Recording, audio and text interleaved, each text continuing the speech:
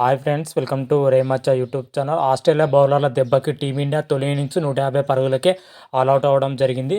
ఆదుకున్న నితీష్ కుమార్ రెడ్డి, రిషబ్ పంత్. అయితే తొలి ఇన్నింగ్స్ గురించి పూర్తి డీటెయిల్ తెలుసుకునే ముందు మా ఛానల్ సబ్స్క్రైబ్ చేసుకోండి. పక్కన ఉన్న బెల్ ఐకాన్ మాత్రం అయితే క్లిక్ చేసి పెట్టుకోండి. ఫర్దర్గా మేము వీడియోలు అప్లోడ్ చేసినప్పుడు మీకు నోటిఫికేషన్ వస్తుంది. ప్రజెంట్ మన టీమిండియా వచ్చేసరికి బోర్డర్ గవాస్కర్ ట్రోఫీలో ఆస్ట్రేలియా తోటి 5 మ్యాచ్ల టెస్ట్ సిరీస్ అయితే ఆడుతుంది. ఇందులో భాగంగానే తొలి టెస్ట్ వచ్చేసరికి పెర్త్ వేదికగా అయితే తొలి టెస్ట్ అయితే జరుగుతుంది. తొలి టెస్టుగా తొలుత బ్యాటింగ్ చేసిన టీమిండియా మాత్రమైతే ఆస్ట్రేలియా బౌలర్ల దెబ్బకి టీమిండియా కేవలం 150 పరుగులకి ఆల్అవుట్ అవ్వడం జరిగింది. ఘోరంగా టీమిండియా బ్యాటర్ల వైఫల్యం మరోసారి అయితే బయటపడిందని చెప్పుకోవచ్చు. రీసెంట్గానే సౌత్ ఆఫ్రికాతో జరిగిన 3 మ్యాచ్ల టెస్ట్ సిరీస్ రోజు బ్యాటింగ్ వైఫల్యమే ఓడిపోవడం ప్రధాన కారణమైంది. అదే రిపీట్ను మళ్ళీ ఆస్ట్రేలియాతో జరిగిన తొలి ఇన్నింగ్స్లో మన భారత బ్యాటర్ మరోసారి అయితే తీవ్రంగా నిరాశపరిచారని చెప్పుకోవచ్చు. కేవలం 150 పరుగులకి ఆల్అవుట్ అవ్వడం జరిగింది. ముఖ్యంగా ఆస్ట్రేలియా బౌలర్లు అయితే రెచ్చిపోయి బౌలింగ్ వేయడం జరిగింది. ఏ దశలోనూ టీమిండియా బ్యాటర్లు అయితే ఇన్నింగ్స్ని ఆదుకునే ప్రయత్నం అయితే ఏ బ్యాటర్ చేయలేదు. కొద్దిసేపు మాత్రమైతే రిషబ్ పంత్, అదేవిధంగా నితీష్ కుమార్ రెడ్డి మాత్రమైతే కొద్దిసేపు అయితే ఇన్నింగ్స్ అయితే చక్కదిద్దే ప్రయత్నం అయితే చేశారు. కాకపోతే ఆస్ట్రేలియా బౌలర్లు విజృంభించడంతో టీమిండియా 150 పరుగులకే పరిమితమైంది.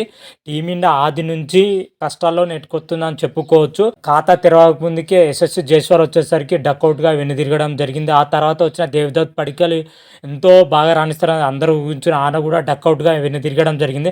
ఆ తర్వాత వచ్చిన విరాట్ కోహ్లీ, కేఎల్ రాహుల్ అన్న ఎంతో మేరకన రాణిస్తారనేది చాలా ఆశలు పెట్టుకున్నారు. మరోసారి అయితే విరాట్ కోహ్లీ తీవ్ర నిరాశపరచారని చెప్పుకోవచ్చు.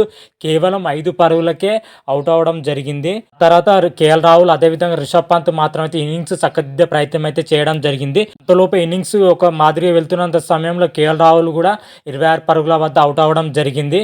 ఆ తర్వాత వికెట్లు అయితే వరుసగా పడిపోతూనే వస్తున్నారని చెప్పుకోవచ్చు.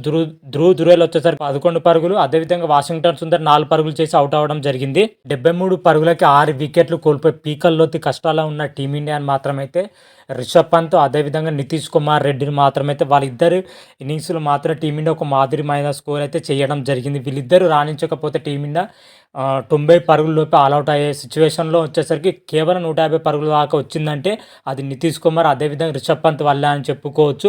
వీళ్ళిద్దరు పార్ట్నర్షిప్ వల్లే టీమిండియా ఆ మాత్రం అయితే స్కోర్ చేయగలిగింది.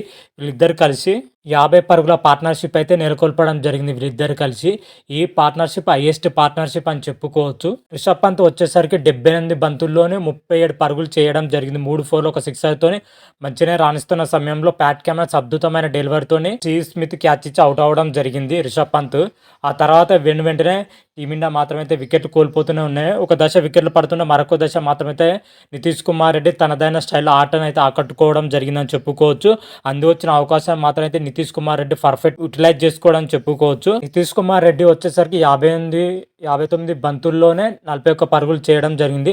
6 4 ఒక 6 నితీష్ కుమార్ రెడ్డి మాత్రమైతే తన స్థాయి తగ్గ ప్రదర్శన అయితే రాణించాలని చెప్పుకోవచ్చు. అతనితో పాటు ఇంకా ముగ్గురు ప్లేయర్స్ రాణిస్తే మాత్రమైతే టీమిండియా మాత్రమే 200 స్కోర్ దాటేది. కాకపోతే ఎవరు రాణించకపోవడంతోనే టీమిండియా కేవలం 150 పరుగులకే పరిమితమని చెప్పుకోవచ్చు. టీమిండియా బ్యాటర్లో చూసుకుంటే టాప్ ఆర్డర్ బ్యాట్స్మెన్ అయినా, లోయర్ ఆర్డర్ బ్యాట్స్మెన్ అయినా, మిడిల్ ఆర్డర్ బ్యాట్స్మెన్ దారుణంగా అయితే విఫలం అవడం జరిగింది. ఏ బ్యాటర్ కూడా అనుకున్నంత స్థాయిలో రాణించలేదు. ఒక రిషబ్ పంత్, నితీష్ కుమార్ రెడ్డి తప్ప, వీళ్ళిద్దరు తప్ప మిగతా బ్యాటర్లు చెత్త ప్రదర్శన అయితే చేశారని చెప్పుకోవచ్చు. మరి చూడాలి టీమిండియా మాత్రం అయితే బ్యాటింగ్లో తీవ్ర నిరాశపరిచినా కానీ బౌలింగ్లో మరి ఎంత మేరకు ఆకట్టుకుంటుందని అయితే చూడాలి. మరి ఆస్ట్రేలియా ఎంత త్వరగా ఆల్అవుట్ చేస్తుందని అయితే ఇప్పుడు టీమిండియా ముందుంది పెద్ద సవాల్ అని చెప్పుకోవచ్చు. ఎంత తక్కువ స్కోర్కు ఆస్ట్రేలియా ఆల్అవుట్ చేస్తే టీమిండియాకు విన్నింగ్ శాతం అంతగా అయితే ఉంటుంది.